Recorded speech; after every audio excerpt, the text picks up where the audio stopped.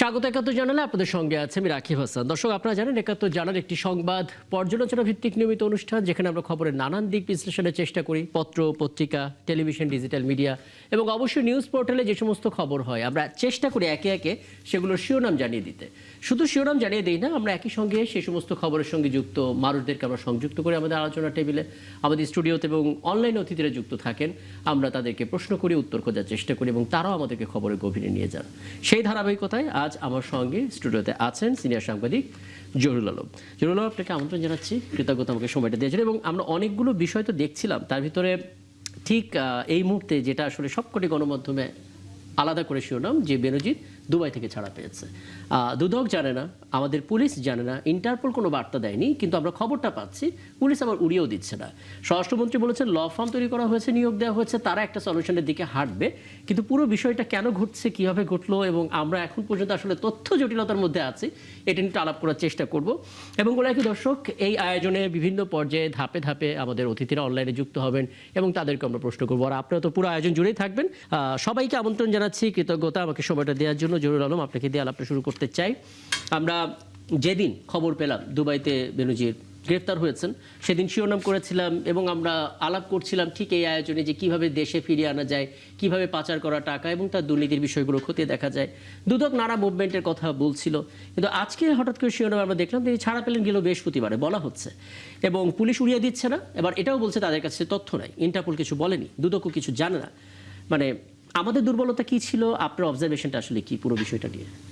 আসলে এটা ডিটেল তথ্য না পেলে বলা মুশকিল। তারপরও যদি সাধারণভাবে এটা বুঝতে পারছি যে আমরা তো ধরেন এক্সট্রাডিশনের ব্যাপারে আমাদের কর্তৃপক্ষের যে বক্তব্যগুলো শুনেছিলাম, তাতে তো আশাবাদী হয়ে উঠেছি যে ইউএই গভর্নমেন্টের সঙ্গে একটা ভালো যোগাযোগ আছে এবং তাদের চাহিদা মোতাবেক আমরা শুনেছিলাম যে তখন প্রায় 144 পাতার যে অভিযোগ এবং বিভিন্ন আইনি যে ক্লেম দিয়ে সেগুলোকে অনুবাদ করে ওনাদের কাছে পাঠানো হয়েছিল। এবং স্বরাষ্ট্র মন্ত্রণালয় যথেষ্ট এবং পুলিশের পক্ষ থেকেও যথেষ্ট সক্রিয় ছিলেন, তারা সেখানে একটা প্রতিনিধি দল গেছেও। কিন্তু এটা মনে রাখতে হবে যে আসলে একটা দেশে শুধু এটা দুই সরকারের ব্যাপার নয়, এখানে কিন্তু আদালতও একটা এন্টিটি, ইউএইর যে আদালত। সুতরাং দু দেশের মধ্যে এক্সট্রাডিশন কিংবা পারস্পরিক যে প্রত্যর্পণের যে চুক্তিনামা আছে সেগুলো কীভাবে বাস্তবায়িত হবে সেটি একটি প্রক্রিয়া। আর আইনি প্রক্রিয়া যেটা, সেই আইনি প্রক্রিয়া আমার মনে হয় যে এটা সরকারের পক্ষ থেকে খুব শুধু বলা হয়েছে, কিন্তু খুব পরিষ্কার করে কিন্তু ডিটেল মানে জানানো হয়নি যে কী প্রক্রিয়া আসলে ওনাকে ফেরত আনা যেতে পারে বা ফেরত আনা হবে। শুধু বলা হয়েছে যে আমরা ফেরত আনবো, 1 মাসের মধ্যে ফেরত আনবো, এই বিষয়গুলো আমরা শুনি। আপনার কি মনে হয় না, যখন আসলে উনি গ্রেপ্তার হলেন, যখন কারাগারের মধ্যে নিয়ে যাওয়া হলো, তথ্যগুলো আমরা পেলাম, আমাদের দিক থেকে প্রেশারটা কম ছিল বা দুর্বলতা? সেটা তো ধরেন এটা বলার অবকাশ হয়তো আছে, আবার নাইও, এই অর্থে যে বলছি যে সেখানে তো আদালতের একটা প্রক্রিয়া, একটা আইনি প্রক্রিয়া।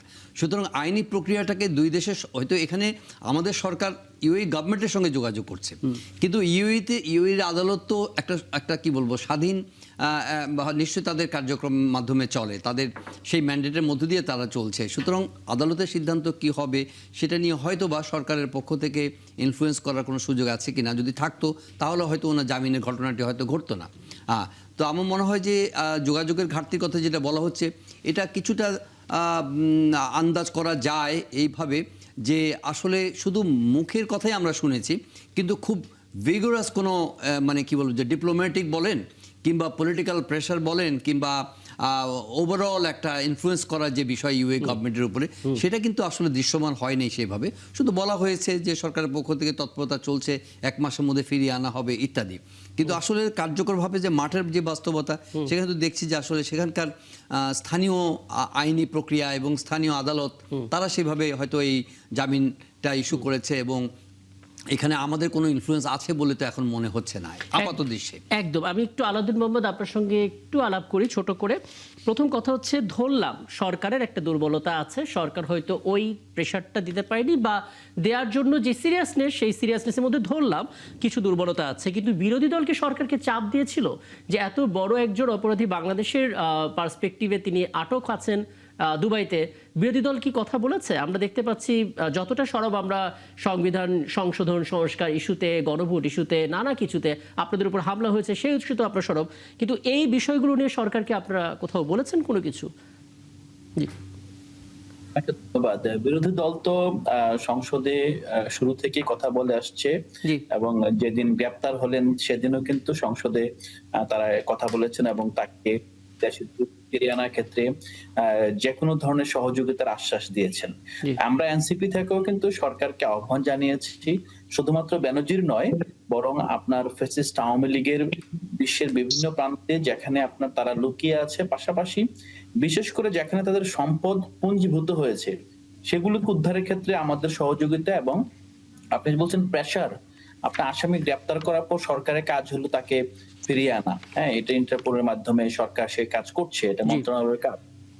আমাদের তো মূল কাজ হলো যে এখানে এই জায়গায় যে কোনো ধরনের বাধা এবং সামাজিক যে অস্থিতিশীলতা তৈরি হতে পারে সেটা নিয়ে সেই জায়গায় সোচ্চার থাকা এবং সরকারকে মোরাল সাপোর্ট প্রদান করা, একই সাথে সরকারকে প্রেসারের মধ্যে রাখা। আমার মনে হয় বেনজির ইস্যুতে এই কাজটা শুরু থেকেই করেছে। এখন যদি সরকার এটা না করতে পারে, এটা আসলে তাকেই আপনার ভবিষ্যতে আবার নতুন কি প্রক্রিয়া তাকে ফেরত আনতে পারে সেই কাজটা করতে হবে। একদম। আপনি শুনেন জহিরুল আলম, একটা বিষয় একটু জানতে ইচ্ছা করছে আমার। স্বরাষ্ট্রমন্ত্রী আজকে যখন সারদায় গেলেন, রাজশাহীর পুলিশ একাডেমিতে কথা বলছিলেন, ২৭তম বিসিএস এর পুলিশ ব্যাচের সমাপনী কুচকাওয়াজে অংশ নিচ্ছিলেন, এরপর তিনি বেশ কিছু কথা বলছিলেন। তারপর আসলে এই ইস্যুতে কথাটা হলো এবং তিনি বলছিলেন যে কয়েকদিন আগে আমরা ল ফার্ম নিয়োগ দিয়েছি শুধুমাত্র বেনজির ইস্যুটার জন্য, তাকে ইনস্ট্রাকশন দেওয়া হয়েছে বেল ক্যান্সেলেশনের জন্য সে পার্সু করবে। আমি খবর পেয়েছি তাকে অন কন্ডিশন ইউএ লিভ না করার শর্তে বেল দিয়েছে। কি শর্ত? আমি সার্টিফাইড কপিটা জোগাড় করতে বলেছি এবং আমাদের ল ফার্ম নিয়োগ হয়েছে, তাদেরকে আমরা ইনস্ট্রাকশন দিয়েছি যেন এই বেল ক্যান্সেলেশনের জন্য তারা পার্সু করে। প্রশ্ন হচ্ছে, ল ফার্ম নিয়োগ এটা তো পরবর্তীতে ইস্যু, এই কাজটা আগে করা যেত না? না, এটা আগে করেন নাই সেটা কিন্তু উনি বলেন নাই, জি। উনি কিন্তু করেছেন, অলরেডি বলেছেন। সুতরাং ইনি তো কবে করেছে সেটা আমরা জানি না। না, সেটা তো আমরা জানি না। সুতরাং এটা আমরা গেস না করি যে এটা এই ঘটনা ঘটার পরে ল ফার্ম নিয়োগ করা হয়েছে, ধরে নিচ্ছে আগে থেকে করা হয়েছে। কিন্তু আমি যেটা বললাম যে এটা হচ্ছে যে ওখানকার আমরা শুধু সরকারের সঙ্গে কিংবা আইনি প্রক্রিয়ার মধ্যে ইনফ্লুয়েন্স করাবে, ইন্টারভেনশন দিতে পারে জামিনের ব্যাপারে তারা হয়তো, কিন্তু এটা তো ওখানকার স্থানীয় আদালতের বিষয়। আপনাকে যদি করতে হয় তাহলে ইউএ গভর্নমেন্টের সমর্থন নিয়ে কাজটা করতে হবে। তো ইউএ গভর্নমেন্টের ওখানকার আদালতের ব্যাপারটি ফয়সালা করে ইউএ গভর্নমেন্টের মাধ্যমে একটা এক্সট্রাডিশন করার একটা আইনি প্রক্রিয়ার বিষয়, একটা ডিপ্লোম্যাটিক এফোর্টের বিষয়।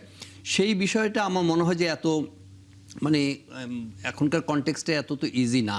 কারণ আরেকটা এমনি কিন্তু আপনি দেখেন যে বেনজিরের ঘটনা যখন ঘটে তখন সরকার যখন খুব জোরালো গলায় বলছে, মানুষের কারো কারো মনে যারা একটু কি বলবো সন্দেহপ্রবণ মানুষ, তারা ভাবে এটা মানে without any malice towards UAE, অনেকে মনে করে যে ইউএই হচ্ছে গিয়ে একটা স্বর্গরাজ্য for the billionaires, for the trillionaires. তারা সেখানে যায়, কিভাবে তারা অর্থ উপায় করে, কিভাবে তারা থাকে, সেসব বিষয় নিয়ে খুব বেশি জবাবদিহি জায়গা কিন্তু ইউএই নয় বলেই একটা প্রচলিত ধারণা।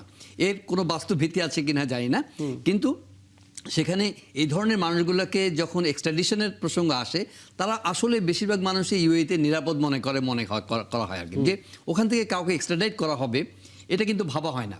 সুতরাং আমরা যখন শুনলাম যে বেনজিরকে 1 মাসের মধ্যে আমরা নিয়ে ফেরত আনতে পারবো, অনেকের মনে কিন্তু একটা সন্দেহ ছিল যে আসলে ইউএই কি আমাদেরকে ফেরত পাঠাবে তাকে, এবং আমরা কি এনে তাকে বিচার করতে পারবো।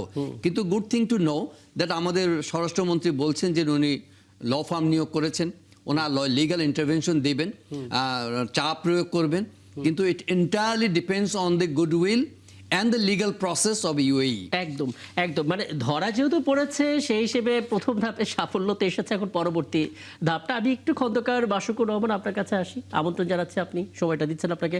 এবং একটা বিষয় একটু বলবেন, মানে প্রথম কথা হচ্ছে তিনি যখন গ্রেফতার হলেন বেনজির, এখানে কেবল বলা হচ্ছিল তাকে কিভাবে দেশে আনা যাবে সেগুলো নিয়ে সরকার ভাবছে, কিন্তু আজকে আমরা জানতে পারলাম বৃহস্পতিবার তিনি ছাড়া পেয়ে গেলেন, যেটা খোদ পুলিশ কনফার্ম করতে পারছে না আমাদের, আবার উড়িয়েও দিচ্ছে না।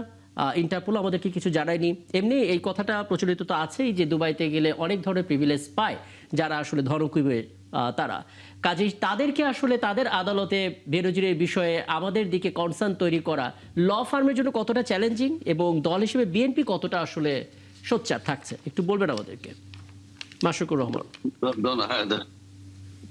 আসসালামু আলাইকুম। ওয়ালাইকুম আসসালাম। জি। আমাকে কি শোনা যায়? আমি পরিষ্কার শুনতে পাচ্ছি আপনাকে, আপনি বলুন। জি। আমি কিন্তু আপনাদের কাউকে দেখতে পাচ্ছি না, না। আমি কিন্তু আপনাকে দেখতে পাচ্ছি, আপনি বলুন, আমরা থ্যাংক শুনতেও ইউ সো পাচ্ছি। মাচ। জি। ধন্যবাদ সম্মানিত আলোচকদের আপনাকে। আমি শুনছিলাম বেনজির সাহেবের বিষয়টি নিয়ে আলোচনা হচ্ছে। দেখুন,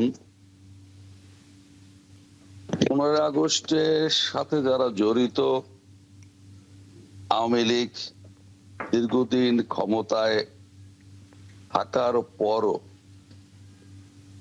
শেখ হাসিনা পার্সোনালি চেষ্টা করেও সকল হত্যাকারীদের দেশে ফিরিয়ে আনতে পারেনি।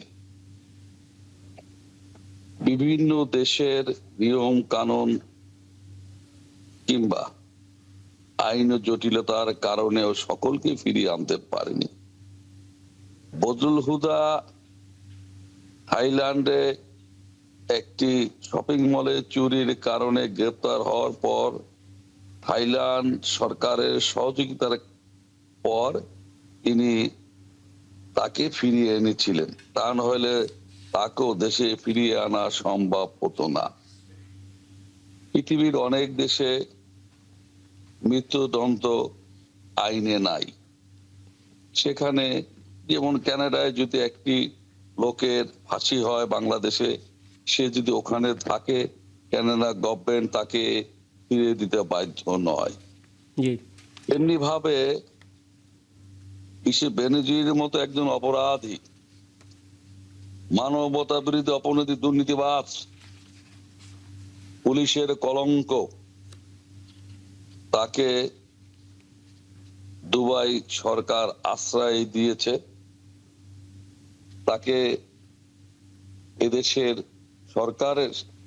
সরকারের কাছে এই অপরাধীকে যতক্ষণ কোর্টে দোষী সাব্যস্ত না হয় তাকে অপরাধ বলা যায় না। যদিও বাংলাদেশের বিভিন্ন আদালতে তার বিরুদ্ধে মামলা রয়েছে, দুবাই গভর্নমেন্টের উচিত ছিল বাংলাদেশের সরকারের কাছে হস্তান্তর করা, সেটি করা হয়নি। এ কারণে যারা দেশ থেকে 5 আগস্ট পট পরিবর্তনের পালিয়ে গিয়েছে, না, আমি আসলে এটুকু জানতে চাচ্ছি যে এটা প্রথমত সরকার এবং পরবর্তীতে সরকারি দল হিসেবে বিএনপির জন্য কতটা চ্যালেঞ্জিং হবে দুবাই সরকারকে, তাদের আদালতকে এটা বোঝানো যে বেনজিরের অপরাধটা বাংলাদেশের কনটেক্সটে কি ছিল, মানে তারা কতটা সিরিয়াস হবে আর কি, এটা বোঝানো কতটা চ্যালেঞ্জিং হবে। জি। একটা সুন্দর কথা বলেছেন। অবশ্যই এটা একটা চ্যালেঞ্জের বিষয়। আমি মনে করি বাংলাদেশ বর্তমান বিএনপি সরকার, তাকে অবশ্যই দুবাই সরকারকে বুঝাতে হবে তার অপরাধের মাত্রা কতখানি, আচ্ছা।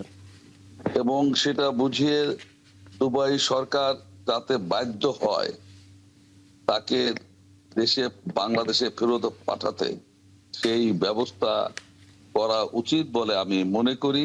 এবং আমি বিশ্বাস করি সরকার সেদিকে হাঁটছে এবং একটা পর্যায়ে তাকে বাংলাদেশে আসতে হবে। এবং আমি মনে করি এই অপরাধীকে বাংলাদেশে নিয়ে আসতে হবে। আপনি দেখুন, আপনার শেখ হাসিনার কথাই বলুন না কেন, ফাঁসির দণ্ডপ্রাপ্ত আসামি, তাকেও বাংলাদেশ ইন্ডিয়া থেকে ফেরত আনা সম্ভব হয়নি। বিভিন্ন জটিলতা, এগুলো ব্যাখ্যা করা সবকিছু মিডিয়ার মাধ্যমে জানা যায়, আপনিও বুঝতে পারছেন। বুঝতে পারছি। তার মানে আমাদের এখন ঠিক এই মুহূর্তে আসলে ল ফার্মের উপর অনেক বড় দায়িত্ব এই জিনিসটা আসলে কনভে করা, এবং সেই জায়গা থেকে দুবাইয়ের আদালত, দুবাইয়ের সরকারকে আসলে আরেকটি বিষয়, জি, ছোট করে। আপনি একটা চমৎকার কথা বলেছিলেন, যিনি এই মতো আলোচনা করতেছিলেন, বিরোধী দল। জি। আপনার মনে আছে কিনা, এরশাদ পতনের পর বিরোধী দল ছিলেন আওয়ামী লীগ এবং শেখ হাসিনা বিরোধী দলের নেত্রী। তিনি পার্লামেন্টে দাঁড়িয়ে, ওনাকে কিন্তু পতনের পর জেলখানায় যেতে হয়নি। শেখ হাসিনা দাঁড়িয়ে বলেছিলেন ওনাকে কেন বাইরে রাখা হয়েছে, জেলে নেওয়া হয়নি। তৎকালীন সরকার দলের প্রধান কিংবা সংসদ নেত্রী বেগম খালেদা জিয়া বলেছিলেন সেদিন পার্লামেন্টে সর্বসম্মতিক্রমে শাসক উনি এরশাদকে জেলে পাঠানো হয়েছিল। আপনি চমৎকার এই যে কথাটি বলেছেন, বিরোধী দল অনেক কিছু বিষয় যেভাবে সোচ্চার, বেনজিরের বিষয়েও এই পার্লামেন্টে আমি একটা জিনিস, এই অগস্ট বর্তমান সংসদে যারা আছে তারা সবাই এসির বিরোধী আন্দোলনে যারা অংশগ্রহণ করেছে তাদেরই প্রতিনিধি। অনেক এর বাইরেও যারা আছে অনেকে নির্বাচিত হতে পারেনি। আমি বিনয় সুখ তাদের কাছে প্রত্যাশা করব, একটি দেশে গণতান্ত্রিক রাষ্ট্রীয় ব্যবস্থায় একটি শক্তিশালী বিরোধী দল জরুরি। এ কারণে সরকারের ভুল ত্রুটি হলে তারা লাগাম টেনে ধরবেন, ঠিক তেমনি ভাবে আগস্ট বিপ্লবে যারা মানবতা বিরোধী কাজ করেছেন, এই ফ্যাসিস্ট হারে 17 বছর এদেশের সম্পত্তি লুটপাট করে খেয়েছে, জনগণের অষ্টাদশের ট্যাক্সের টাকা যারা লুটপাট করে, ব্যাংক লুটপাট আপনার মূল বার্তাটা খন্দকার মাশরুকুর রহমান আমরা বুঝতে পেরেছি। মানে আপনি প্রত্যাশা করেন বিরোধী দল তাদের দায়িত্বটা ঠিকঠাক মতো পালন করবে এবং সঠিক সেটা বিরোধী দলের সেই ভূমিকা সংসদে থাকা উচিত বলে মনে করি। বেনজিরের বিষয়ে সেটা অনুপস্থিত আমার কাছে মনে হয়েছে। আচ্ছা, আপাতত এখানে আমরা থামি। আর একটি ইস্যুতে একটু জরুরি হলো আপনার অবজারভেশনটা নিয়ে তারপর আমি আমাদের অনলাইন অতিথিদের কাছে যাব।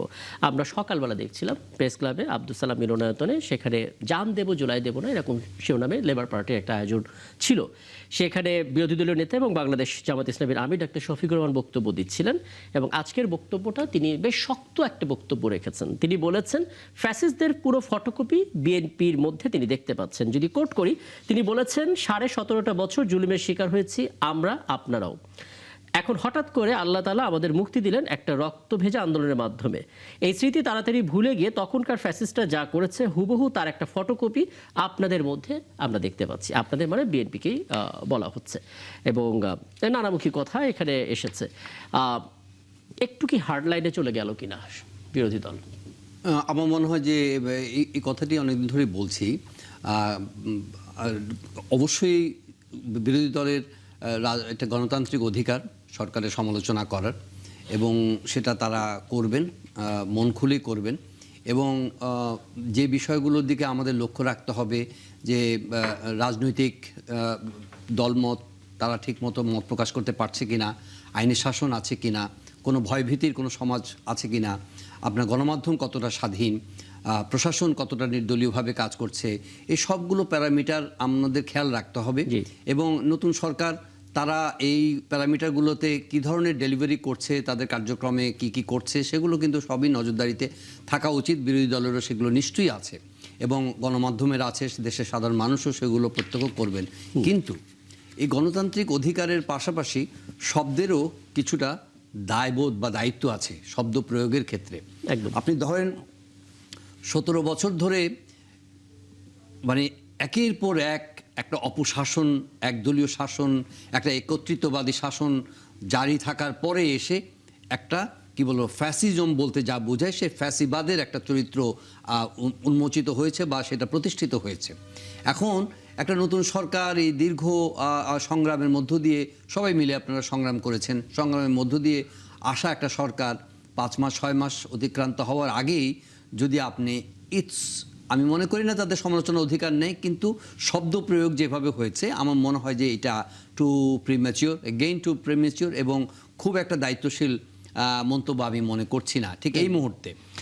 এই বিষয়গুলো তারা আরেকটু সময় দেওয়া, আরেকটু মাথায় রাখা এবং একইভাবে একটু আগে যে ওনারা যেভাবে বলছিলেন যে গঠনমূলকভাবে অবজার্ভ করা, সমালোচনা করা, এভাবে এগিয়ে যাওয়ার পথে সরকারকে তারা মানে ডেফিনেটলি তাদের সমালোচনা চলতেই থাকবে। কিন্তু আমার মনে হয় যে ফ্যাসিজমের যে ফটোকপির বিষয়টা যেভাবে তুলে আনা হয়েছে, তো এটা ট্রিভিয়ালাইজ করা হচ্ছে ফ্যাসিজমকে আসলে। একদম একদম ফ্যাসিজমকে তাচ্ছিল্য আমি একটু তরুণ নেতা আলাউদ্দিন মোহাম্মদ এনসিপি যুগ্ম সদস্য সচিব তার একটা বক্তব্যটি একটু জেনে নিতে চাই। আলাউদ্দিন মোহাম্মদ, আমরা এর আগেও এই ইস্যুতে আপনার সঙ্গে কথা বলছিলাম, তখন জামাতের একজন শীর্ষ নেতা মিয়া গোলাম পরোয়ারের একটা বক্তব্য এবং সেই বক্তব্যের মধ্যে আপত্তিকর কিছু শব্দ ছিল, সেগুলো নিয়েই মূলত কথা বলছিলাম এবং এনসিপিকে নিয়েও তিনি মন্তব্য করেছিলেন অনেক আগে। ধারাবাহিকভাবে এরকম বক্তব্য আমরা দেখছি এবং আজকে খোদ জামাতে আমিরের বক্তব্যটা অনেককেই আসলে বিস্মিত করেছে। সরাসরি ফ্যাসিস্টদের ফটোকপি বিএনপির মধ্যে হুবহু দেখতে পাচ্ছেন, এমন একটা কথাও তিনি বলছেন। যেটা সাংবাদিক জরুর আলম বলার চেষ্টা করলেন, ফ্যাসিস্ট অনেক বড় একটা শব্দ। এই শব্দটাকে আমরা যত্রতত্র ব্যবহার করে কি হালকা করে ফেলছি না? মানে এখনই আমরা ফ্যাসিস্ট শব্দটা প্রয়োগ করে ফেলবো যে সরকারের বয়স এখনো 6 মাস পেরোতে পারলো না? কি বলবেন?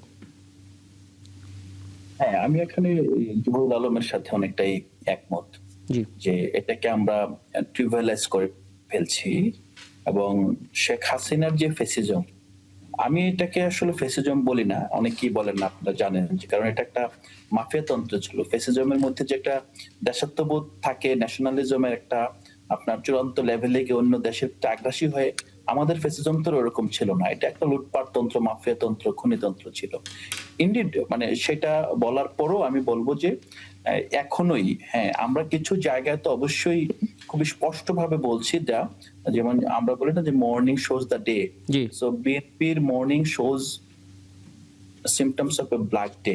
এটা সত্য, কারণ বিএনপি যেভাবে আপনার রাষ্ট্র ক্ষমতাকে দলীয়করণ করছে, নির্বাচন কমিশন থেকে শুরু করে সবগুলো জায়গাকে, আমরা কিন্তু তাদেরকে বারবার ওয়ার্নিং দিচ্ছি এবং যদি কখনোই বিএনপি সত্যিকার অর্থে বড় হোঁচট খায়, তখন বিরোধী দলকে কিন্তু দায়বদ্ধ করতে পারবো না যে বিরোধী দল আসলে তাকে একদম চোখে আঙ্গুল দিয়ে ধরিয়ে দেয় নাই শুরু থেকেই। আপনার গণভোটের রায় না মানা থেকে শুরু করে এখন পর্যন্ত প্রতিটা পদক্ষেপে আমরা একেবারে ক্যাটাগরিক্যালি ধরে ধরে বলছি। বাট আপনি মোটা দাগে যে ফেসিজমের ফটোকপি দেখতে পাচ্ছি, বাট এটাই ফেসিজম, আমার মনে হয় আমি বলি না। বাট কিছু সিমটমস তো আছে, কারণ তো সিমটমসটাও কিন্তু এমন না যে বিএনপি লিডারশিপ ফেসিজম চাচ্ছে অথবা তারা ফেসিস্ট হয়ে উঠতে চাচ্ছে। মানে রাষ্ট্র ইটসেলফ একটা মানে ফেসিস্ট একটা অথরিটেরিয়ান স্ট্রাকচারের মধ্যে দীর্ঘদিন ছিল। এই জায়গায় আসলে এখন যে বিএনপি না, আমি ফটোকপি অবশ্যই দেখতে পাচ্ছি না, এটা আমি বলবো না। বাট আমি যেই বিষয়টা বলছিলাম যে এটা ব্যক্তি বিএনপি নেতৃত্ব না, মানে অ্যাজ দল বিএনপি না, মানে আওয়ামী লীগ এখানে একটা রাষ্ট্র কাঠামোটাকে ফেসিস্টের রূপান্তর করে দিয়ে গিয়েছে। এখন আপনি যদি এটা কোলনলচে না বদলে শুধুমাত্র জাস্ট মানুষগুলো পরিবর্তন করেন, তাহলে আপনার ফেরেস্তা আসলো হাসিনার মতো, হাসিনার পার্টি ম্যানদের মতো আচরণ করবে। তো এই জায়গা থেকে আমি বলবো অবশ্যই বিএনপি এখন পর্যন্ত যে জায়গায় গিয়েছে, এটা আপনার পরিণতি খুব ভয়াবহ হতে বাধ্য। কারণ আপনি এটা এমন একটা জায়গা, আপনি যেতে পারবেন, আপনি ফিরতে পারবেন না। আমরা বুঝলাম যে ডক্টর শফিকুর রহমানের বক্তব্যের সাথে এনসিপি একমত নয়, তবে এনসিপি নিজস্ব একটা অবজারভেশন আছে এবং এনসিপি সেটা দিয়েছে। আপনি শুনতে পাচ্ছেন আলাউদ্দিন মোহাম্মদ? জি, আমি শুনতে পাচ্ছি। আচ্ছা, কিন্তু মুশকিল হচ্ছে আমরা গেল 2 দিন আগে দেখলাম নাহিদ ইসলাম তিনি বলছিলেন যে এই সরকারকে 5 বছর সময় দেওয়া হবে না। আমরা নাসিরুদ্দিন পাটোয়ারির বক্তব্য আমরা শুনছিলাম, তিনি বলছিলেন যে সরকারকে, প্রধানমন্ত্রীকে কাফফারা দিতে হবে এবং সেটা খুব শক্ত একটা কাফফারা। মানে এই জাতীয় বক্তব্যগুলো কি এনসিপি অ্যাকনলেজ করে নাকি এটা যার যার ব্যক্তিগত মন্তব্য হিসেবে ধরে নেয়? না, আপনি প্রথম যে বক্তব্যের কথা বললেন, নাহিদ ইসলাম কিন্তু এখানে একটা কন্ডিশনাল আছে যে এই জায়গা যদি সরকার এনশিওর না করে, বাস্তবে না করে, সরকারকে 5 বছর সময় দেওয়া যাবে না। সময় দেওয়া যাবে না তো আসলে শুধু এনসিপির জায়গা থেকে। দেখেন, আমরা বিরোধী জায়গা থেকে যদি মনে হয় আপনার আগামী সংসদের অধিবেশনে যে আমরা বিএনপি এমন খারাপ কাজ করছে যে আমরা অধিবেশনে অংশগ্রহণ করবো না, তার মানে এই না যে সরকার পতন হয়ে যাবে। মূল জায়গাটা হলো যে প্রেসার, যে আপনাকে তো একটা প্রেসারের মধ্যে রাখতে হবে। 2 নাম্বার হলো যে নাসিরুদ্দিন পাটোয়ারি ব্যক্তিগতভাবে তিনি আঘাতপ্রাপ্ত হয়েছেন। আপনি যে মন্তব্যের কথা বললেন, ওনার গাড়িতে হামলা করেছে এবং ওনার হাতে রক্তাক্ত হয়েছে, সেই জায়গা থেকে উনি যেটা বলেছেন, আমি বলবো যে এটা আসলে শব্দ চয়ন যেটা হতে পারে, বাট আমার মনে হয় যে প্রতিটা হামলা, প্রতিটা আপনার এই ধরনের সহিংসতার কিন্তু একটা খারাপ ফল আছে। এটা আপনার এনসিপির নেতৃত্ব বলুক না বলুক, এটা ন্যাচারালি এই ফলটা আসলে ভালো না। বিশেষ করে একটা সরকার যখন এখন 6 মাসও হয় নাই, আরো বিশেষ করে হলো যে এই যে একটা সংসদ, এই সংসদের কেউ কারো আর রাইভাল না, শত্রু না, কেউ কারো আসলে এত বড় রাজনৈতিক ক্ষতিও করে না, সবাই একটা সেটেলমেন্টের ফসল, গণঅভ্যুত্থানের ফসল। জি। সেই জায়গা থেকে যদি আপনার বিএনপি যেভাবে স্বপ্রণোদিত হয়ে জায়গায় জায়গায় এনসিপি কে হামলা করছে, জি। এনসিপির যারা নেতৃত্ব, বিশেষ করে যারা মাঠে ঘাটে দৌড়াচ্ছে, তাদের তো আপনার ক্ষোভ হওয়াটা স্বাভাবিক, তাদের অ্যাংরি হওয়াটা স্বাভাবিক, সেটার প্রকাশকে আপনি ন্যাচারালি দেখবেন। একদম একদম বক্তব্য স্পষ্ট। জরুরি কিছু জানতে চাইবেন আপনি? না, ঠিক আছে। আচ্ছা, আরেকটা বিষয় একটু ছোট করে জেনে রাখি আলাউদ্দিন মোহাম্মদ, আপনি শুরুতে যেটা বলছিলেন মর্নিং শোজ দ্যাট ডে, সকাল দেখলে দিনটা কেমন যাবে সেটা বোঝা যায়। তো বিএনপি সকালটা আপনার চোখে কেমন লাগলো এখন পর্যন্ত সরকারের? আপনাকে আমাকে বলছেন? হ্যাঁ হ্যাঁ, আপনাকে জানতে চাচ্ছি। জি। আমি তখনই বলছি বিএনপি সকাল দেখে মনে হচ্ছে যে ইট ব্ল্যাক ডে আনফরচুনেটলি। আচ্ছা। তো বিএনপি দ্রুত আপনার মধ্যাহ্নের পূর্বেই বিএনপি কে আপনার কোর্স কারেকশন করতে হবে। বিএনপি একটা বিষয় বুঝতে পারছে না, বাংলাদেশকে বিএনপি শাসন করেছে, জাতীয় পার্টি করেছে, আওয়ামী লীগ করেছে, বাট সেই বাংলাদেশ এখন নাই। 24-এর পরে বাংলাদেশ পুরোপুরি ভিন্ন বাংলাদেশ। এখানে বিভিন্ন বাস্তবতা, চতুর্থ শিল্প বিপ্লবের সময় আপনার আপনার একটা তরুণ জনগোষ্ঠীর আবির্ভাব, তারপর এখানে ক্রমবর্ধমান বেকারত্ব, সবকিছু মিলিয়ে আপনার, এবং এই তরুণরা রক্ত দিতে শিখে গিয়েছে, রাস্তা নামতে শিখে গিয়েছে। এই জায়গায় এটা নতুন একটা আপনার রিজিম নিয়ে আসতে হবে, পলিসি রিজিম নিয়ে আসতে হবে, how to deal with this young বুঝতে পারছি। পপুলেশন, হাউ হ্যাঁ, টু হ্যাঁ। Deal with the citizens. একদম, এটা আমার একদম। মনে হয় বিএনপি কে অবশ্যই মধ্যাহ্নের পূর্বে কোর্স কারেকশন আপনার এই করতে হবে। পয়েন্টগুলো আমি একটু নিলাম। একটু খন্দকার বাশিকুর রহমান, আপনার মতামতটা আমি জানতেই চাই। 6 মাস এখনো হয়নি সরকারের, কিন্তু বোঝা যায় সকালটা দেখলেই যে দিনটা কেমন যাবে, এবং সেটা আসলে আলাউদ্দিন মোহাম্মদ স্পষ্ট করে বলেছেন যে বিএনপির সকালটা ভালো হয়নি, অর্থাৎ শুরুটা তেমন আশাবাদ তৈরি করতে পারছে না। এবং একই সঙ্গে জামাত আমিনের যে বক্তব্য, বিএনপির মধ্যে সরকারের মধ্যে ফ্যাসিস্টের ফটোকপিও দেখা যাচ্ছে। খুব কঠিন কঠিন বক্তব্য আসছে বিএনপির দিক থেকে। আসলে বক্তব্যটা কি একটু বলবেন, এবং কেন আসলে বিরোধী দল যারা আছে তারা আস্থা খুঁজে পাচ্ছে না? দেখুন, ফ্যাসিস্ট বিদায়ের পর একটা ভঙ্গুর অর্থনীতি, সমাজের ফ্যাসিস্ট আমলের রন্ধে রন্ধে দুর্নীতি, সমাজের সব জায়গায় সব প্রতিষ্ঠানে পচন ধরেছিল। জি। এরপর দীর্ঘদিন পর একটি ফ্রি অ্যান্ড ফেয়ার নির্বাচনের মাধ্যমে এদেশের জনগণ বিএনপিকে 5 বছরের জন্য তাদের সেবা করার জন্য রাষ্ট্রীয় ক্ষমতায় বসিয়েছেন। এর মধ্যে জামাতের আমির সাহেব যদি ফ্যাসিস্টের প্রতিচ্ছবি দেখতে পায়, এ ব্যাপারে আমার বলার কিছু নাই। বিএনপি জনগণের দল, বিএনপি জনগণের। আমরা যদি 5 বুঝতে না পারি, আমরা যদি বিরোধী দলের কর্মসূচি তাদের চাওয়া পাওয়া বুঝতে না পারি, অবশ্যই আগামী দিনে সেভাবে যদি আমাদের কর্মপন্থা তৈরি না করতে পারি, অবশ্যই জনগণ আগামী দিনে আমাদেরকে প্রত্যাখ্যান করবে, না থেকে ক্ষমতায় বসবেন। অসুবিধা কোথায়? আর যদি ওনারা মনে করে দেখুন আমরা কালকে ক্ষমতা আমরা ছেড়ে দেয়, ওনারা বসুক, ওনারা রাষ্ট্র চালাক, জনগণকে তো ওনাদের নির্বাচিত করে নাই, ওনারা তো বেচতে টিকিট বিক্রি করছেন, তাতে জনগণ তো ওনাদের নির্বাচিত করে নাই। না, তাদের একটা অভিযোগ হচ্ছে জনগণ বিএনপিকে নির্বাচিত করেছে, জনগণ আবার গণভোটের পক্ষেও ভোট দিয়েছে, এবং অর্থাৎ তারা আস্থা রেখেছে যে বিএনপি তারা গণভোটের যে রায় সেটা বাস্তবায়ন করবে। সেই জায়গাটায় আসলে অর্থটা দাঁড়ায়। বিরোধীদের বক্তব্যটা এখানে খুব স্পষ্ট, তারা বলছে যে বিএনপি আসলে প্রতারণা করেছে, কারণ তারা আসলে গণভোটের রায়কে উপেক্ষা করেছে। এটা টানা বলা হচ্ছে তাদের বিভিন্ন ক্যাম্পেইন থেকে, এরকম শব্দগুলো প্রয়োগ হচ্ছে। জি। জনগণ বিএনপি এবার নিয়ে কতবার, বিএনপি একাধিকবার রাষ্ট্রীয় ক্ষমতায় ছিল, সংসদে বিরোধী দলের ছিল, রাজপথে বিরোধী দল ছিল। জি। বিএনপিকে এই ভয় দেখিয়ে, এই অজুহাত দেখিয়ে, বিএনপির আদর্শ থেকে, বিএনপি জনগণের দল, জনগণের কাছ থেকে বিএনপিকে সরে দেওয়া যাবে না। বিএনপি জনগণের সাথে প্রতারণা যদি করে থাকে, জিয়াউর রহমানের মারা যাওয়ার পর আওয়ামী লীগের জাদ্রের নেতা বলেছিলেন, আমার সুস্পষ্ট ভাবে মনে আছেন, বিএনপি জিয়াউর রহমান শেষ, বিএনপি শেষ। বিএনপি তারেক সাহেবের নেতৃত্বে এই 17 বছর আবার রাষ্ট্রীয় ক্ষমতা, 17 বছর শেখ হাসিনা বলেছেন তুই আয়। আওয়ামী লীগের একজন সর্বশীর্ষ স্থানীয় নেতা শেখ মুজিবের কন্যা যে ভাষায় পার্লামেন্টে বলেছেন তুই বক্তৃতায় বলেছেন তুই আয়, তুচ্ছ তাচ্ছিল্য করে তোফায়েল আহমেদ প্রয়াত হয়েছেন।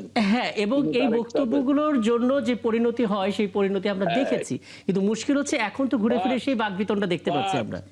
বাট আমার এই এনসিপির যারা আমি মনে করি আগামী দিনের উদীয়মান নেতা, এনসিপির কোন নেতাকে আমি 69 বিপ্লবের সব নেতাদের নাম আগে জানতাম, 90-71 মুক্তিযুদ্ধে যারা অংশগ্রহণ করেছে নেতৃত্ব ম্যাক্সিমাম লোকের নাম আগে জানতাম, 90 আন্দোলনে যারা নেতৃত্ব দিয়েছেন, ডাকসু, ছাত্রলীগ, ছাত্র দাসক, ছাত্রলীগ, অন্যান্য সংগঠন সবাই নাম জানতাম। এনসিপির কারোর নাম অন্তত আমার এই 47 বছর রাজনীতি আমি কাউকে জানতাম না।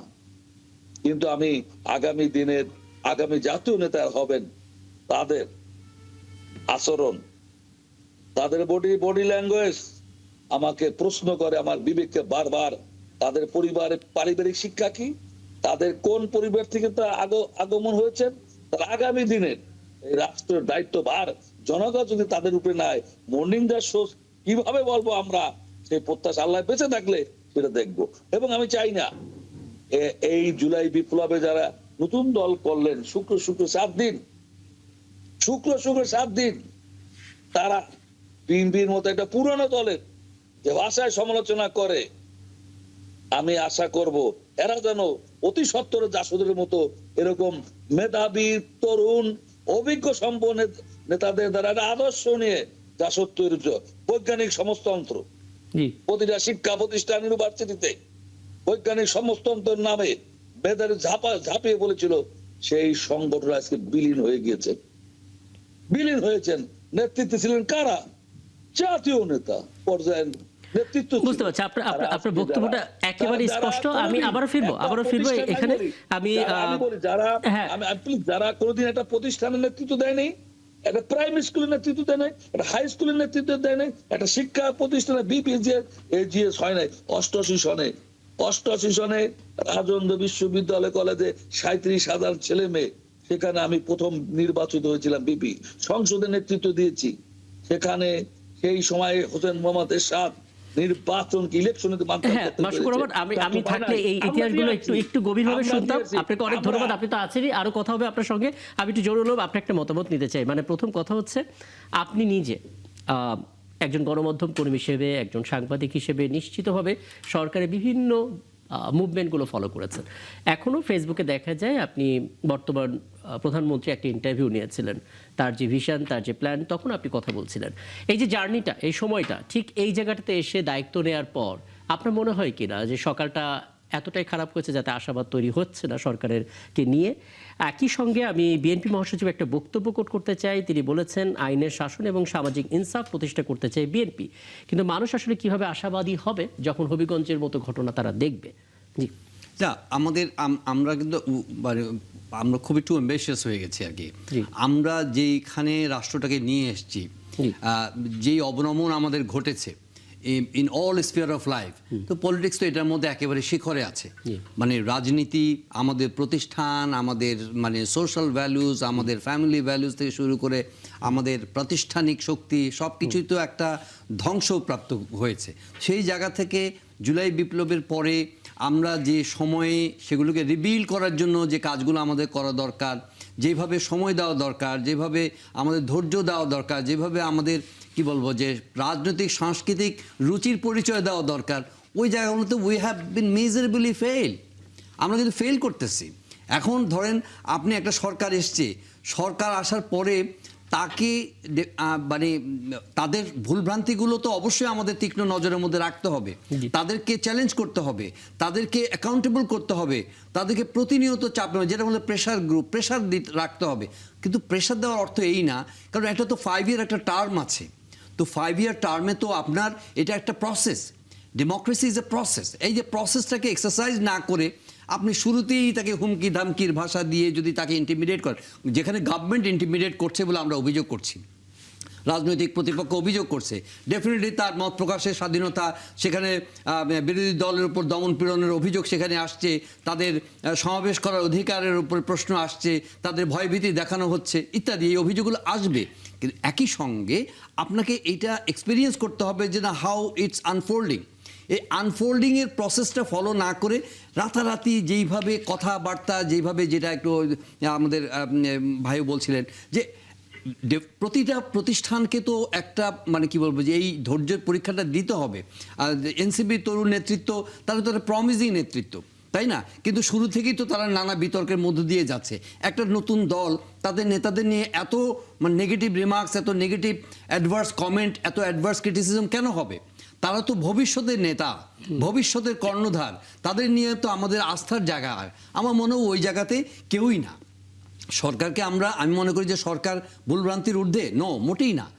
কিন্তু একটা রিফ্লেকশন অফ গুডউইল যদি আপনি দেখেন, আমরা কিন্তু এখানে রাইজিং অ্যাবাভ এনি অ্যাফিলিয়েশন, আপনি বলেন যে অনারেবল প্রাইম মিনিস্টার যতখানি এই পর্যন্ত আপনি দেখেছেন একটা গুডউইলের এক্সপ্রেশন আছে তার মধ্যে, কিন্তু ওভারঅল একটা রাষ্ট্র যখন একটা সংকটের মধ্যে দিয়ে আছে, সেটা ওনারও সবকিছু যে উনি সঠিকভাবে তদারকি করতে পারছেন কেউ বলছে না। এখানে আনএমপ্লয়মেন্ট আছে। ছোট করে বলি, এনসিপির পক্ষ থেকে 4-5টা গুরুত্বপূর্ণ পয়েন্ট আছে, তারা বলছে।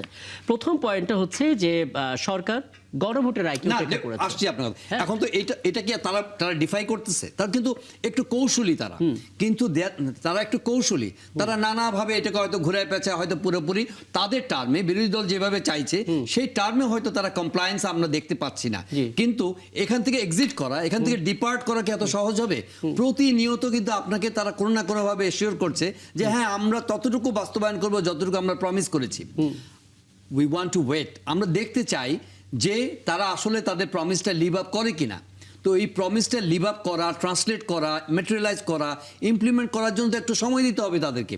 সময় দেওয়া মানে কি, আমরা ক্রিটিক্যালি অবজার্ভ করব যে তারা যে বলছে। আজকেও তো আমাদের মাননীয় প্রধানমন্ত্রীর উপদেষ্টা একজন বলেছে যে জুলাই সনদ আমরা বাস্তবায়ন করবো, তা আমরা এখান থেকে সরে আসিনি। কিন্তু কি ফর্মে করে, কতটুকু করে, কিন্তু এই জায়গায় আমি পার্সোনালি খুবই কনভিন্স যে এই জুলাই সনদে যেইভাবে আমরা চাই, যত উচ্চাভিলাষী আমরা হয়েছি রাষ্ট্র নিয়ে, শুরু ওই অবনমন থেকে ওই জায়গায় পৌঁছানো, এটা একটা ডেকেডস অফ জার্নি, এটা একটা লম্বা জার্নি। আমাদের আলাউদ্দিন সাহেবরা যেভাবে চাচ্ছেন, কিংবা যারা বাংলাদেশ নিয়ে আরো অনেক বেশি আশাবাদী হয়ে উঠেছেন জুলাইয়ের পরে, তারা কিন্তু আমার মনে হয় যে বাস্তবসম্মত না।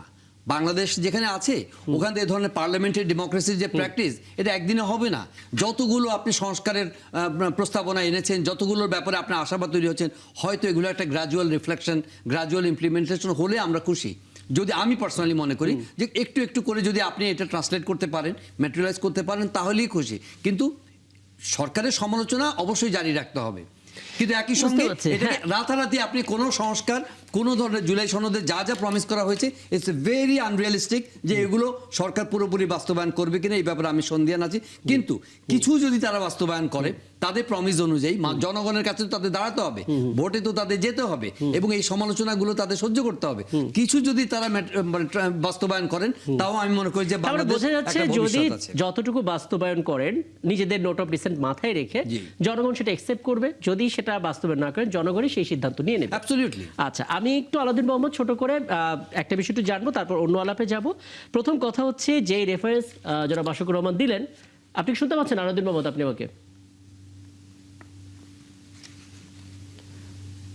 শুনতে পাচ্ছেন আলাউদ্দিন মোহাম্মদ?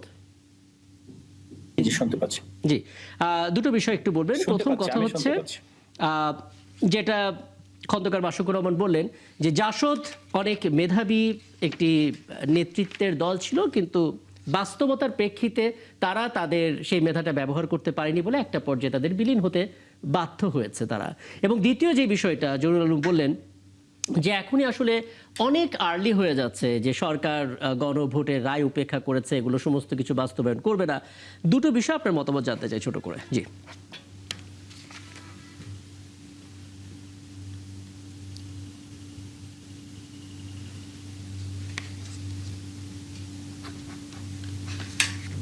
মাসুদ ভাইয়ের জাসদ সম্পৃক্ত মতামত রাস্তা হাঁটি নাই। জাসদ আপনার গণবাহিনী তৈরি করেছিল, সশস্ত্র বিপ্লবের দিকে গিয়েছিল, একই সাথে তারা গণতান্ত্রিক সংগ্রামে ছিল। কিন্তু আমরা তো শুরু থেকে, অভ্যুত্থানের পর থেকে যদি স্টেবিলাইজিং ফোর্স হিসাবে এনসিপি নেতৃত্ব কাজ করেছে। এখন পর্যন্ত আমরা গণতন্ত্রের একটি খুঁটি হয়ে উঠতে পেরেছি বলে আমরা এখনো মনে করি, এবং ব্যাটার খুঁটি হওয়াটাই আমাদের সংগ্রাম। দ্বিতীয়ত হলো জহির ভাই যেটা বলেছে, জহুর ভাই, সেটা হলো যে দেখেন এখানে গ্রাজুয়াল পরিবর্তনটা এটা প্রত্যাশিত। হ্যাঁ, এটা আমরাও মনে করি যে গ্রাজুয়াল পরিবর্তনটা আপনার বেশি সাস্টেনেবল, কিন্তু জহির ভাই যে জিনিস বলছে অনেক বেশি আনরিয়েলিস্টিক। জুলাই আপনার একটা রক্তাক্ত গণঅভ্যুত্থানের আকাঙ্ক্ষা না, এগুলো এই দেশের শাসনতন্ত্রের মধ্যেই। সো এখানে মূলত আমরা ক্ষমতাকে আগের মতো দেখছি, কিন্তু গোটা বিশ্ব জুড়ে ক্ষমতা কাঠামো পরিবর্তন হয়ে গিয়েছে। ইনডিড আপনি ধরেন এআই এর যুগে এসে, টেকনোলজির যুগে এসে, চতুর্থ শিল্প বিপ্লবের যুগে এসে এখন কিন্তু চাইলেও আপনি নাগরিকের উপরে আগের মতো আপনার ক্ষমতা প্রয়োগ করতে পারেন, আগের মতো নিয়ন্ত্রণ আরোপ করতে পারবেন না। আপনার নিয়ন্ত্রণের ভাষাটাও কিন্তু বদলে গিয়েছে, সার্ভেলেন্সের আপনার যে প্যাটার্নটাও কিন্তু চেঞ্জ হয়ে গিয়েছে। শেখ হাসিনা যেভাবে আপনার রাষ্ট্রীয় সংস্থা দিয়ে তার নাগরিকদেরকে সার্ভেলেন্সের মধ্যে এনেছিল, আপনি দেখেন সারা বিশ্বে কোনোভাবে কিন্তু কোথাও কোনো গণতান্ত্রিক সমাজে নাগরিকদের উপরে সেই ধরনের সার্ভেলেন্স আর এখানে কাম্য নয়, এবং সেটা সম্ভব না। সেই জায়গা থেকে আমি বলবো ঠিক না তো বটেই।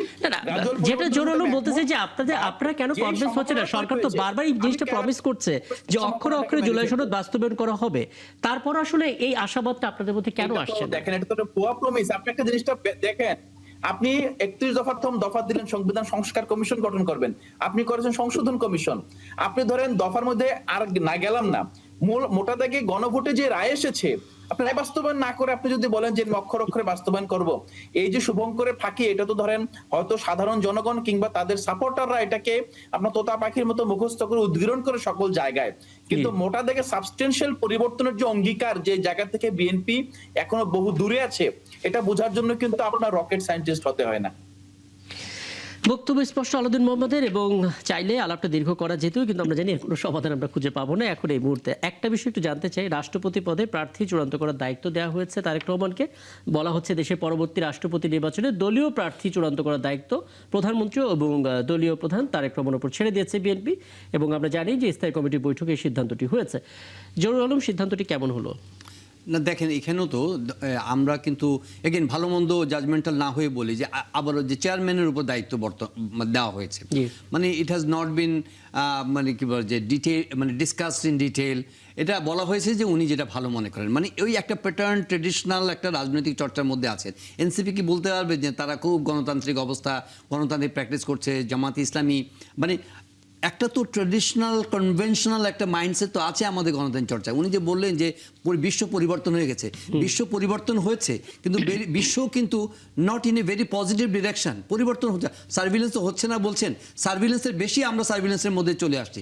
ওইটা হচ্ছে আমাদের দেশে সার্ভিলেন্স আর গ্লোবাল সার্ভিলেন্স। এখন এআই যুগে কিন্তু আমি আপনি কেউ কিন্তু সার্ভিলেন্সের বাইরে নাই, সবাই কিন্তু সার্ভিলেন্সের ডিজিটাল ফুটপ্রিন্ট আছে, সবাই আছে। এখন মুশকিল হচ্ছে যে আমরা যেখানে যাচ্ছি এই গ্লোবাল বাস্তবতাকে অস্বীকার করার কোনো উপায় নেই। আমরা ভীষণ একটা অস্থির সময়ের মধ্যে দিয়ে যাচ্ছি।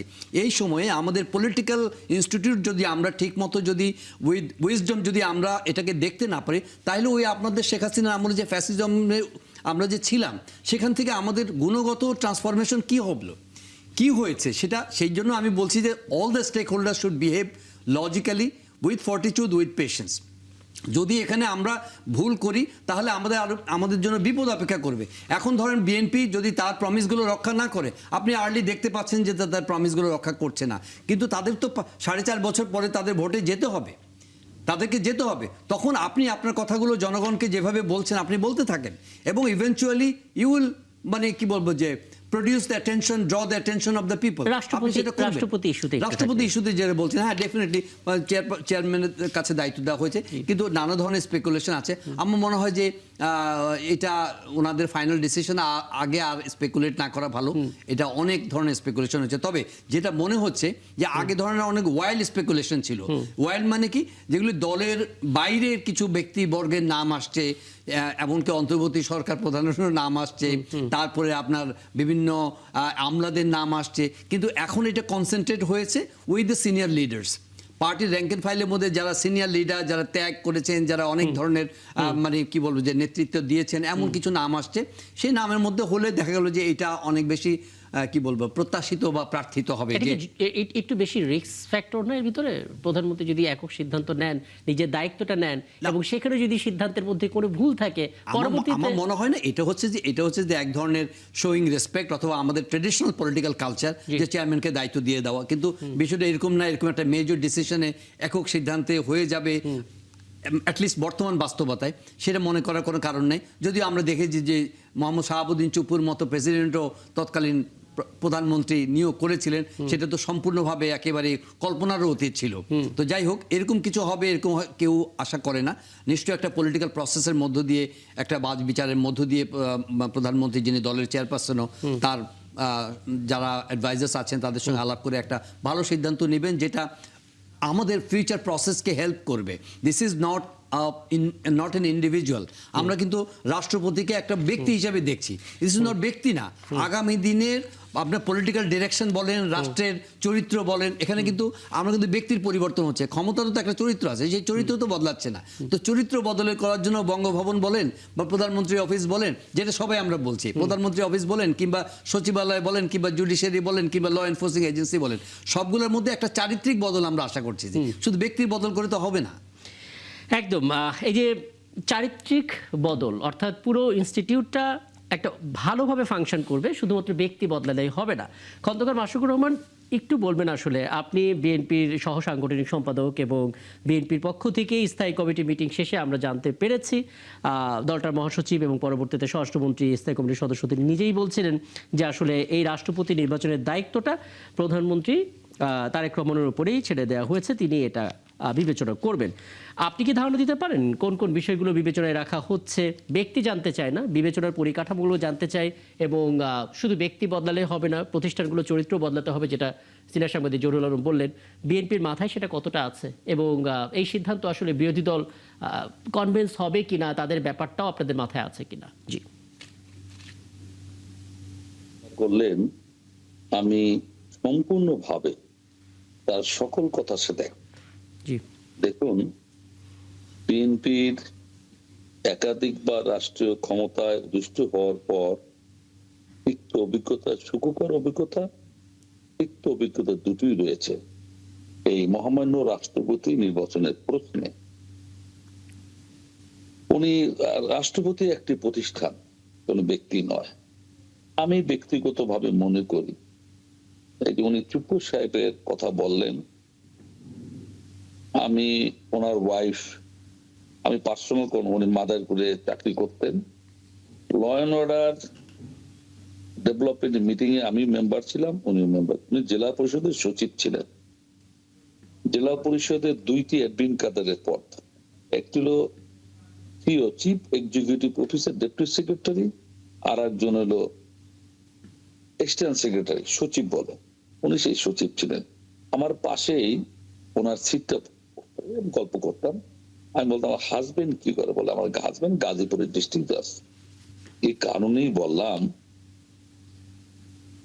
আওয়ামী লীগ আমলে অনেকে এত বড় একটা প্রাচীন দল, ওই দলের মধ্যে প্রধানমন্ত্রী হওয়ার একাধিক যোগ্য ব্যক্তি আছে বলে আমি মনে করি, ছিল বলে মনে করি। রাষ্ট্রপতি হওয়ার মতো এরকম একাধিক ব্যক্তি ছিল বলে আমি মনে করি। কিন্তু টুপ্পুকে নিয়োগ দেওয়ার পর আওয়ামী লীগের ভাবমূর্তি অনেক ভাবে ক্ষুণ্ণ হয়েছে। আমরা যারা টক শোতে এবং দলীয় ভাবে আমরা এটা অনেকবার সমালোচনা করেছি। আমি মনে করি বিএনপির সর্বোচ্চ ফোরাম স্ট্যান্ডিং কমিটি, বাংলায় বলে স্থায়ী কমিটি, স্থায়ী কমিটির চূড়ান্ত সিদ্ধান্তের মালিক এই স্ট্যান্ডিং কমিটি সর্বসম্মতিক্রমে মাননীয় প্রধানমন্ত্রী, বিএনপি চেয়ারপারসন, তার উপরে এই দায়িত্বভার দিয়েছেন। জহির সাহেব যথার্থই বলেছেন, এর অর্থ এই নয়, ওখানে নিশ্চয়ই আলোচনা হয়েছে। আলোচনা স্ট্যান্ডিং কমিটির অনেকের সাথে এই মিটিং হওয়ার আগে কথা হয়েছে, অনেকে বলেছেন আমি এই কথা বলবো, এই কথা বলবো, সেই কথা নাই বা বললাম। এর পরও উনি আলাপ প্রয়োজন বোধ করবেন, তার সাথে উনি আলাপ করবেন আমি মনে করি। এই প্রজ্ঞা আমি 15.5 বছর ওনার সাথে এই জুমের মাধ্যমে মিটিং করে আমি এই উনি সবচেয়ে বেশি একদম কথা পরিষ্কার। বলেছেন। মানে এটা এই যেটা আমি জরুল আলম বললেন একদম ঠিক। শেষ করি। জি সাংগঠনিক টিমের সাথে জি এবং আপনারা আমার কথাটা বিশ্বাস করতে পারেন না পারেন, জি এই 15.5 বছর আমি একদিন বলেছিলাম আপনাকে দেশ নিয়ে চিন্তা করার দরকার নাই, দল নিয়ে চিন্তা করেন। উনি এটাকে একটু মাইন্ড করেছিলেন। ঠিক পরক্ষণে আমি বুঝাইতে সক্ষম হয়েছি দেশের জায়গায় আছে, জাসদ বিলীন হয়ে গিয়েছে, বিএনপি যাতে ওদিকে না দেয় 24-এর পরে। রিমেম্বার উনি সব সময় উনি দেশ নিয়ে চিন্তা করেছেন এবং আমি মনে করি উনি ওই জায়গায় আমার দল যদি নিয়োগ দেয় সেরকম ব্যক্তি বসানো উচিত, রাষ্ট্রের একজন অভিভাবক থাকতে হবে। অনেক জায়গায় কেন্দ্রীয় মসজিদের ইমাম চিফ জাস্টিস হয়, রাষ্ট্র যখন ব্যর্থ হয় ডিসিশন দিতে, উনি দিলে সবাই মেনে নেয়। আমি মনে করি সেরকম একজন লোক চেষ্টা করবেন রাষ্ট্রপতি বানানো। হ্যাঁ, আপনি স্পষ্ট করেছেন যে আসলে দায়িত্বটা প্রধানমন্ত্রীর উপরে, কিন্তু তিনি আসলে তার জায়গা থেকে, সেই প্রজ্ঞা থেকে তিনি হয়তো যোগ্য মানুষের সঙ্গে কিছু আলাপও করে নিতে পারেন, কিছু আইডিয়া নিতে পারেন। নিশ্চয়ই সেগুলো নিয়ে তো জানবই। আমি একটু আলাউদ্দিন মোহাম্মদ আপনার কাছ থেকে একটু জানতে চাই, বিরোধী দলের ভূমিকা আপনারা পালন করছেন, রাষ্ট্রপতি যেহেতু সবার এবং এটা একটা প্রতিষ্ঠান, কাজেই সবারই স্বার্থ সেখানে কোনো না কোনোভাবে সংশ্লিষ্ট। আপনাদের বিশেষ কোনো অবজারভেশন আছে কিনা? আমি আসবো, আবার আসবো আপনার কাছে। জি এক সেকেন্ড। জি যদি এরকম হয় বিরোধী দল সংসদে বাইরে সরকারের সাথে সম্পর্ক অবনতি হতে পারে, তাদের আশ্রয় লাস্টে রাষ্ট্রপতির কাছে যাবে, রাষ্ট্রপতির সমাধান দিতে পারে, এমন লোক ওখানে বসানো উচিত বলে আমি মনে করি। আচ্ছা, আলাউদ্দিন মোহাম্মদ আপনাদের বিশেষ কোনো পর্যবেক্ষণ রাষ্ট্রপতি ইস্যুতে? জি না, রাষ্ট্রপতি ইস্যুতে প্রথম পর্যবেক্ষণ হলো যে এটা সময়কাল, যে শাহাবুদ্দিন চুপ্পুকে যে সময় অপসারণ করা হয়েছে অথবা পদত্যাগে বাধ্য করা অথবা পদত্যাগ তিনি করেছেন, সেই সিচুয়েশন তৈরি হয়েছে। এটার সাথে বিএনপির অনেকে মনে করে এটা একটা আগামী তত্ত্বাবধায়ক সরকারের যে মেয়াদ, সে মেয়াদ পর্যন্ত এই রাষ্ট্রপতিকে রেখে দেওয়ার একটা আপনার সময়কাল বিবেচনায় ছিল। এটা হলো নাম্বার ওয়ান। তো এই জিনিসটাকে প্রথমত আমি মনে করি যে এটা আসলে এইভাবে চিন্তা করাটা আমাদের জন্য উচিত হয় নাই। আমাদেরকে নতুন ভাবে চিন্তা করা দরকার ছিল যে রাষ্ট্রপতি আসলে যখনই পদত্যাগ করবে, যখনই চেঞ্জ হবে না কেন, তত্ত্বাবধায়ক সরকারের সময়টা আসলে এটা একটা স্বাধীন সময়, ওই সময়টা যাতে নিরপেক্ষতা সব দিক থেকে বজায় থাকে। 2 নাম্বার হলো যে ধরেন রাষ্ট্রপতি পদে কিছু নাম আমরাও দেখেছিলাম, যেটা ভাই বললেন, জহুরুল ভাই বললেন যে এটা এখন একটা লিমিট হয়ে আসছে। তো আমরা যেটা চাই যে দীর্ঘদিন জনপরিসরে দলের বাইরে গিয়ে রাষ্ট্রকে ধারণ করতে পারেন, জনগণকে ধারণ করতে পারেন, রাষ্ট্রের প্রতিষ্ঠানগুলোকে প্রোটেক্ট করার মতো যার হিম্মত আছে সে ধরনের ব্যক্তিকে রাষ্ট্রপতি নির্বাচন করা উচিত বিএনপির। তৃতীয়ত হলো এই যে স্ট্যান্ডিং কমিটির সভায় আবার যে আপনার প্রধানমন্ত্রীকে সর্বময় ক্ষমতা দিয়ে দেওয়া হলো, আমার কাছে মনে হয় যে হ্যাঁ, সৌদি জোটে বাংলাদেশ যুক্ত হচ্ছে হুথিদের ঠেকাতে, ইরানকে আক্রমণ করতে নয়। পররাষ্ট্র উপদেষ্টা তিনি স্পষ্ট করে এটা জানিয়েছেন, কিন্তু এরপর অনেকে প্রশ্ন করছেন যে সৌদি জোটের সঙ্গে যুক্ত হওয়া তো অনেক বড় একটা সিদ্ধান্ত, এই সিদ্ধান্তের অনেক ধরনের প্রভাব পড়তে পারে। সেগুলো নিয়ে একটু কথা বলতে চাই। আমার সঙ্গে ঠিক এই মুহূর্তে যুক্ত হচ্ছেন আন্তর্জাতিক ও রাজনৈতিক বিশ্লেষক অধ্যাপক মেজবুল আজম সওদাগর। মেজবুল আজম সওদাগর, আপনাকে আমন্ত্রণ জানাচ্ছি এবং কৃতজ্ঞতা সময়টা দিচ্ছেন। অনেকদিন পরে আপনার সঙ্গে কথা হচ্ছে এবং আমার সঙ্গে আমার পাশে আছেন সিনিয়র সাংবাদিক জহুরুল আলম। একটা বিষয় মোটা দাগে বুঝে নিতে চাই, সৌদি জোটে যুক্ত হওয়া না হওয়া একটা বড় সিদ্ধান্তের বিষয় যে কোনো দেশের জন্য। বাংলাদেশ তার জায়গা থেকে স্পষ্ট করেছে মক্কা এবং মদিনা দুটোই যেহেতু সৌদিতে, এবং সেই সৌদি যেহেতু বৃহত্তর মুসলিম দেশ, বাংলাদেশের আগে থেকে একটা সুসম্পর্ক তাদের সঙ্গে ছিল। এখন এই জোটে তারা যুক্ত হচ্ছে, অনেক ধরনের বিষয় সেখানে থাকবে। একটা গুরুত্বপূর্ণ হচ্ছে হুথিদের ঠেকাতে, কিন্তু ইরানকে আক্রমণ করতে নয়, আঘাত দিতে নয়। আপনি কি একটু বলবেন এই সিদ্ধান্তটা আমাদের জন্য কি প্রভাব ফেলতে পারে গ্লোবালি, ছোট করে? জি, ধন্যবাদ আপনাকে। আপনি দেখুন, বর্তমান যে ভূ রাজনৈতিক বিষয়টা অনেক জটিল হয়ে পড়েছে। জি, এইখানে অনেক সময় ভারসাম্য রক্ষা করা অথবা নিরপেক্ষ থাকা অথবা কোনো জোটে যোগ দেয়া, প্রত্যেকটা জিনিস হচ্ছে ডিফিকাল্ট হয়ে গেছে। সো সিদ্ধান্তটা নেওয়া সেই কারণে অনেক কঠিন। এখানে যে বিষয়টা, বাংলাদেশ যে কৌশলটি নিয়েছে, যেটা আমরা হুমায়ুন কবির এবং পররাষ্ট্র উপদেষ্টার বক্তব্যে যেটা আমরা জানতে পারছি, সেটা হচ্ছে বাংলাদেশ এখানে একটা ভারসাম্য রক্ষা করতে চাচ্ছে। তো বাংলাদেশ এই জোটে যোগ দিচ্ছে, এটা যতটা না সামরিক বিষয়টাকে লক্ষ্য করে, তার চেয়ে বেশি হচ্ছে তার জ্বালানি নিরাপত্তা এবং তার অর্থনীতি, দুটো বিষয়কে ফোকাস করে কিন্তু বাংলাদেশকে এই জোটে আসতে হচ্ছে বলে আমার কাছে মনে হচ্ছে। আপনি জানেন যে ম্যাপের দিকে যদি তাকান, আপনি দেখবেন যে সৌদি আরবের দুই বিপরীত দিকে দুইটা প্রণালী, একদিকে হচ্ছে হরমুজ, আরেকদিকে হচ্ছে আপনার বাব আল মানদেব। ভৌগোলিক দিক থেকে হরমুজ দিয়ে আপনার তেল সহ পেট্রোলিয়াম জাতীয় যত পদার্থ, এটা রপ্তানি করাটা, জাহাজ চলাচলটা অনেক সুবিধাজনক।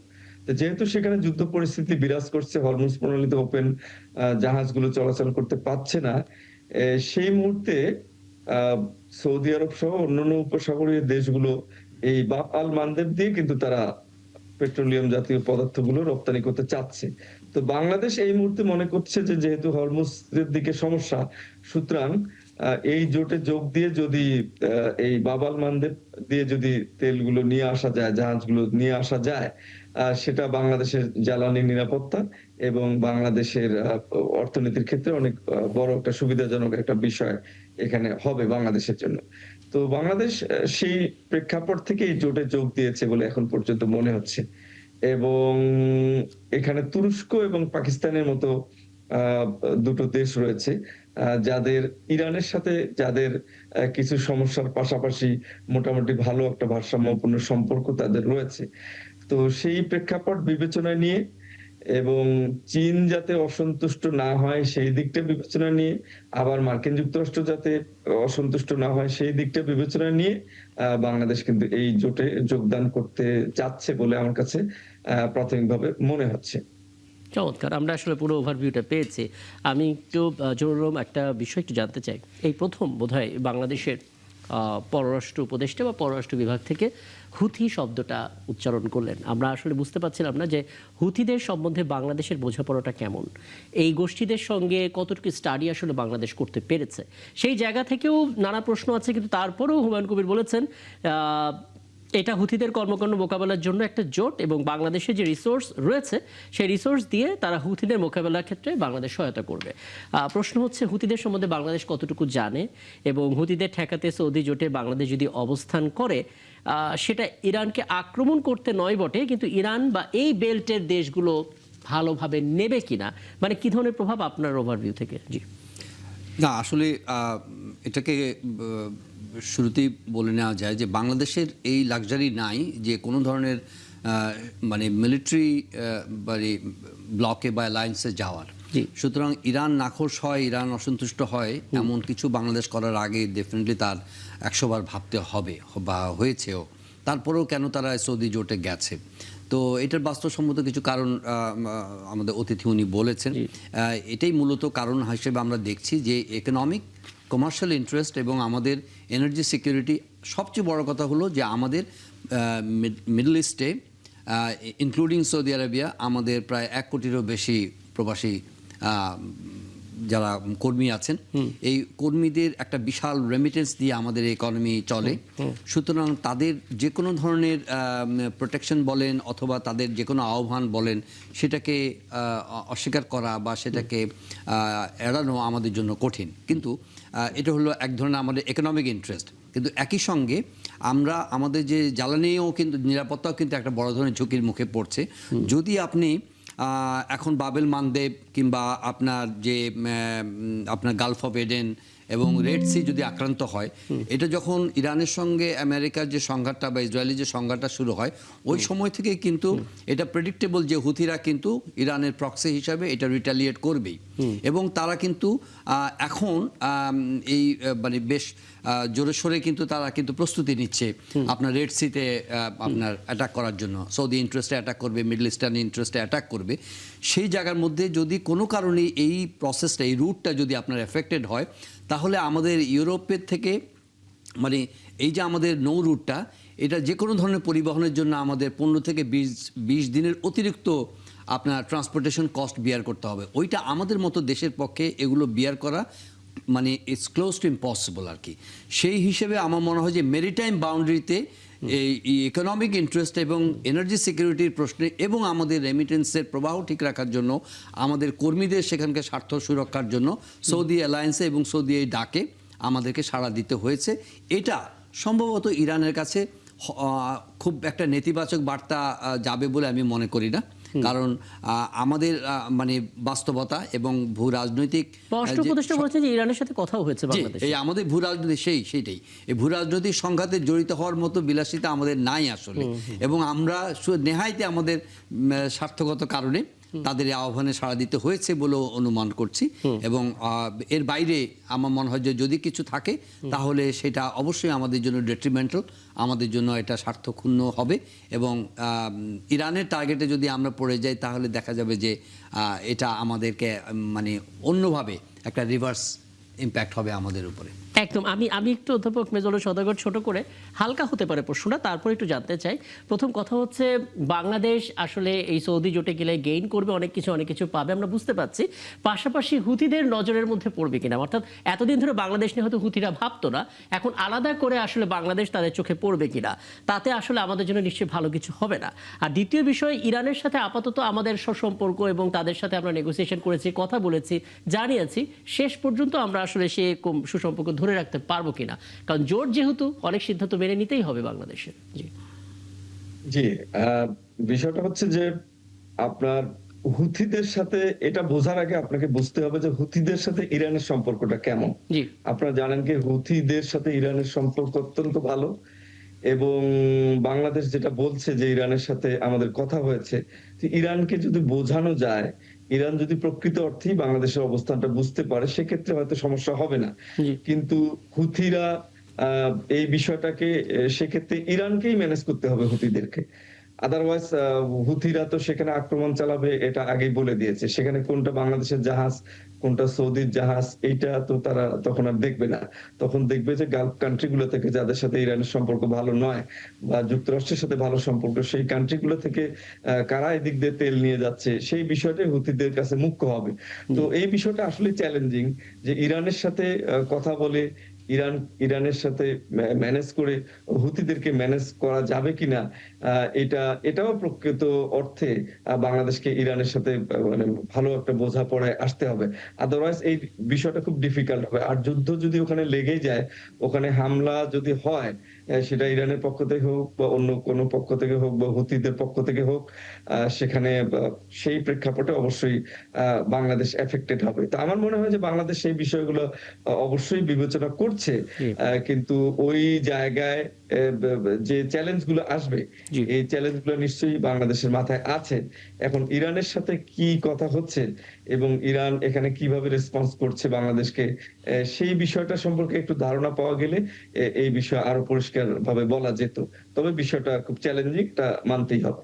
কারণ হুথিদের সাথে সম্পর্ক আর বাংলাদেশের সাথে, হুথিদের সাথে ইরানের সম্পর্ক এবং ইরানের সাথে বাংলাদেশ সম্পর্ক, দুইটা বিচার বিশ্লেষণ করলে আমরা বুঝতে পারি যে বিষয়টা অনেক চ্যালেঞ্জিং। আমার আসলে হাতে সময় থাকলে আলাপটা দীর্ঘ করতাম, অনেকগুলো পয়েন্ট বাকি রয়ে গেল। তারপর নিশ্চয়ই সামনের সময়ে যত গড়াতে থাকবে এই বিষয়ে ডিসিশন আরো শার্প হবে, আরো তথ্য পেতে থাকবো এবং আলাপ করার সুযোগ হবে। অনেক ধন্যবাদ, কৃতজ্ঞতা আমাকে সময়টা দেওয়ার জন্য। জরুল আপনাকেও ধন্যবাদ সময়টা দেওয়ার জন্য। দর্শক আপনাদেরকেও ধন্যবাদ, একটি দীর্ঘ সময় আমাদের সঙ্গে ছিলেন। আগামীকাল নতুন ইস্যু নিয়ে আবারও হাজির হবো ৭১ জানালে। থাকবেন আমাদের সঙ্গে।